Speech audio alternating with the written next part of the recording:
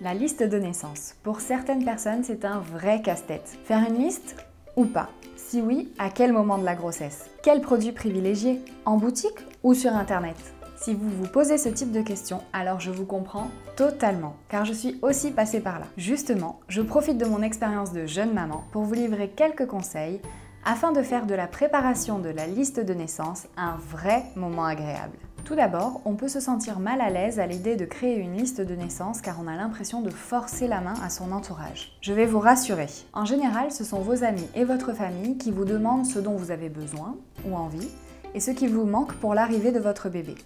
Qu'il s'agisse du premier ou non d'ailleurs. Recevoir une liste de naissance est très bien accepté aujourd'hui. Il ne faut surtout pas être gêné.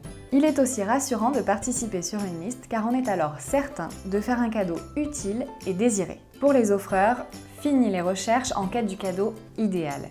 Et pour vous, fini les doublons. Vous pouvez commencer à composer votre liste de naissance aux alentours du 6e mois de grossesse. Ainsi, vous pourrez la diffuser complète au 7e mois. Puis se pose la question, vaut-il mieux partir sur une liste en boutique ou sur Internet? Il y a du pour et du contre dans les deux options.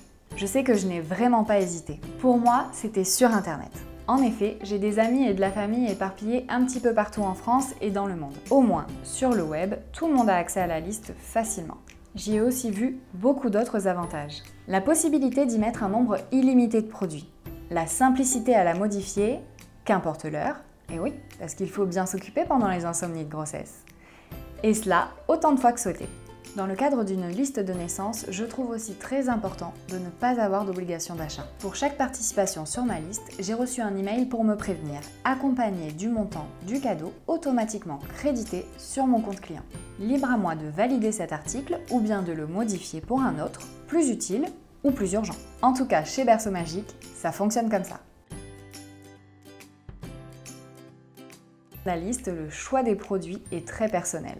En revanche, je vous conseille de vous appuyer sur une checklist. Nous vous avons concocté un article avec les indispensables de la liste de naissance dans notre mag et vous pouvez retrouver le lien en description. Cette liste est vraiment une bonne base pour vous faire penser à tout ce dont vous aurez besoin.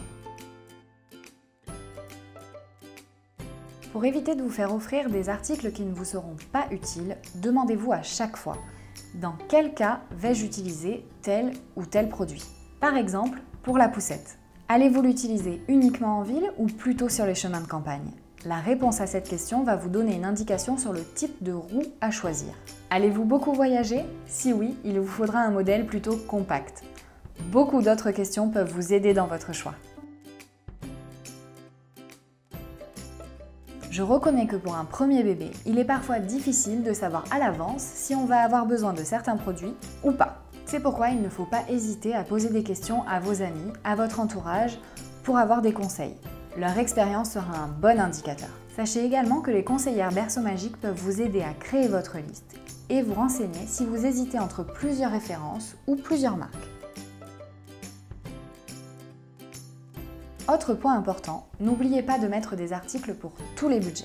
En effet, les personnes les plus proches de vous vont sans doute vouloir vous faire des gros cadeaux. Mais certaines personnes voudront simplement faire un petit geste avec des cadeaux à 10 ou 20 €.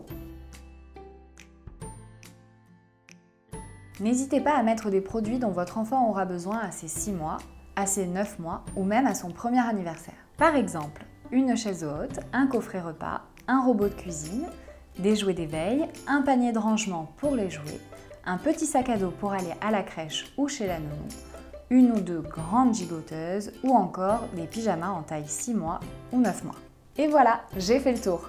À présent, je vous laisse naviguer sur le site pour placer dans votre liste toutes les jolies choses qui vous font craquer. Surtout, ne vous stressez pas. Ce n'est pas le matériel qui fera de vous un bon ou un mauvais parent. Votre enfant aura surtout besoin de vous et de tout l'amour que vous lui apporterez. Et si vous avez besoin d'aide, sachez que nous sommes là pour vous. En tout cas, je vous souhaite une grossesse sereine et une merveilleuse rencontre avec bébé.